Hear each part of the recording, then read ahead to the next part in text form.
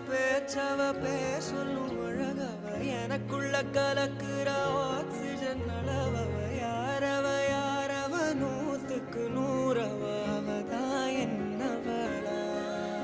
முரலையவ கலையவ அழகிய நிலவவ நிழலிலும் ஜொலிக்கிற நிரந்தர ஒளியவ சரியவ தவறவ சிரிக்கிற சிரிப்புக்கு அவதான் காரணமா